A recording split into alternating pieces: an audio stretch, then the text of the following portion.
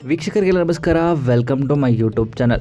G Kannada ವಾಹಿನಿಯಲ್ಲಿ ಪ್ರಸಾರವಾಗ್ತಿರುವಂತಹ ಕೃಷ್ಣ ರುಕ್ಕು ಧಾರಾವಾಹಿಕತೆ ಯಾವ ರೀತಿ ಸಾಗ್ತಾ ಇದೆ ಅಂತ ನಿಮಗೆಲ್ಲ ಗೊತ್ತೇ ಇದೆ. ಇನ್ನು ಕೃಷ್ಣನ ಪಾತ್ರದಲ್ಲಿ ಅಕ್ಷಯ್ ಕುಮಾರ್ ಅವರು ಕಾಣಿಸ್ಕೊಳ್ತಾ ಇದ್ದಾರೆ. ಹಾಗೇನೆ ನಾಯಕಿ ಪಾತ್ರದಲ್ಲಿ ರುಕ್ಕು ಪಾತ್ರದಲ್ಲಿ ಮೌನ ಗುಡ್ಡೆ ಮನೆಯವರು ಕಾಣಿಸ್ಕೊಳ್ತಾ ಇದ್ದಾರೆ. ಇದೀಗ ಕೃಷ್ಣ ರುಕ್ಕು ಧಾರಾವಾಹಿಯಲ್ಲಿ ಒಂದು ಪಾತ್ರ ಬದಲಾವಣೆ ಆಗ್ತಾ ಇದೆ. ಆ ಪಾತ್ರ ಯಾವುದು ಅನ್ನೋದನ್ನ ಈ ವಿಡಿಯೋ ಮೂಲಕ ತಿಳಿಸ್ತೀನಿ. ವಿಡಿಯೋನ ಸ್ಕಿಪ್ ಮಾಡದೆ ಕೊನೆವರೆಗೂ ನೋಡಿ. ಹೌದು, ಕೃಷ್ಣ ರುಕ್ಕು ಧಾರಾವಾಹಿಯಲ್ಲಿ ಹಿರಿಯ ತಾರಾಗಣವೇ ಜಾಸ್ತಿ ಇದೆ ಅಂತಾನೆ ಹೇಳ್ಬೋದು.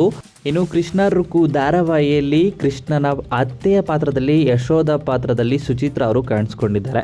ಇನ್ನು ಸುಚಿತ್ರಾ ಅವರು ಕೂಡ ಹಿರಿಯ ನಟಿ ಅಂತಾನೆ ಹೇಳ್ಬೋದು. ಜಿ ಕನ್ನಡ ವಾಹಿನಿ ಆಗಿರ್ಬೋದು, ಹಾಗೇನೆ ಹಲವಾರು ಧಾರಾವಾಹಿಗಳಲ್ಲಿ ಪ್ರಮುಖ ಪಾತ್ರದಲ್ಲಿ ನಟಿಸಿದ್ದು ಇದೀಗ ಕೆಲವು ವರ್ಷಗಳ ಬಳಿಕ ಜಿ ಕನ್ನಡಕ್ಕೆ ಕಂಬ್ಯಾಕ್ ಮಾಡಿದ್ರು.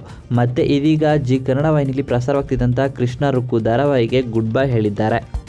ಹೌದು, ಕೆಲವು ವರ್ಷಗಳಿಂದ ತೆಲುಗು ಇಂಡಸ್ಟ್ರಿಯಲ್ಲಿ ಸಕ್ರಿಯವಾಗಿದ್ದಂಥ ನಟಿ ಸುಚಿತ್ರಾ ಅವರು ಇದ್ದಕ್ಕಿದ್ದಂತೆ ಜಿ ಕನ್ನಡಕ್ಕೆ ಕಂಬ್ಯಾಕ್ ಮಾಡಿದ್ರು ಕೃಷ್ಣ ರುಕ್ಕು ಧಾರಾವಾಹಿಯಲ್ಲಿ. ಇದೀಗ ಕೃಷ್ಣ ರುಕ್ಕು ಧಾರಾವಾಹಿಗೆ ಗುಡ್ ಬೈ ಹೇಳಿದ್ದಾರೆ.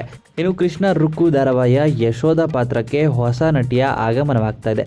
ಆ ನಟಿ ಯಾರಪ್ಪ ಅಂತ ನೋಡೋದಾದ್ರೆ ಸಂಗೀತ ಅನಿಲ್ ಅವರು ಯಶು ಪಾತ್ರಕ್ಕೆ ಕಂಬ್ಯಾಕ್ ಮಾಡ್ತಾ ಇದ್ದಾರೆ.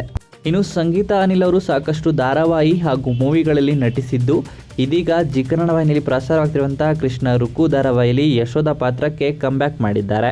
ಇನ್ನು ಯಶು ಪಾತ್ರದಲ್ಲಿ ಕಾಣಿಸ್ಕೊಂಡಿದ್ದಂಥ ಸುಚಿತ್ರಾ ಅವರು ಇದ್ದಕ್ಕಿದ್ದಾಗೆ ಧಾರಾವಾಹಿಯಿಂದ ಹೊರಬಂದಿದ್ದು ಯಾಕೆ ಅನ್ನೋದನ್ನ ಕಾದು ನೋಡಬೇಕಾಗಿದೆ. ಇನ್ನು ಈ ವಿಡಿಯೋ ನಿಮ್ಗೆ ಇಷ್ಟವಾಯಿತು ಅಂದರೆ ವಿಡಿಯೋಗೆ ಲೈಕ್ ಮಾಡಿ. ಇದೇ ರೀತಿಯ ಮತ್ತಷ್ಟು ಹೆಚ್ಚಿನ ವಿಡಿಯೋಗಳಿಗಾಗಿ ನಮ್ಮ ಚಾನಲ್ಗೆ ಸಬ್ಸ್ಕ್ರೈಬ್ ಮಾಡಿ. ಹಾಗೆಯೇ ನೀವು ಕೂಡ ಕೃಷ್ಣ ರುಕ್ಕು ಧಾರಾವಾಹಿಯಲ್ಲಿ ಯಶು ಪಾತ್ರದಲ್ಲಿ ಕಾಣಿಸ್ಕೊಂಡಿದ್ದಂಥ ಸುಚಿತ್ರಾ ಅವ್ರನ್ನ ನೀವು ಕೂಡ ಮಿಸ್ ಮಾಡ್ಕೊಳ್ತೀರಾ ಅನ್ನೋದಾದರೆ ನಿಮ್ಮ ಅನಿಸಿಕೆಯನ್ನು ಕಮೆಂಟ್ ಮೂಲಕ ಕಮೆಂಟ್ ಮಾಡಿ ತಿಳಿಸಿ.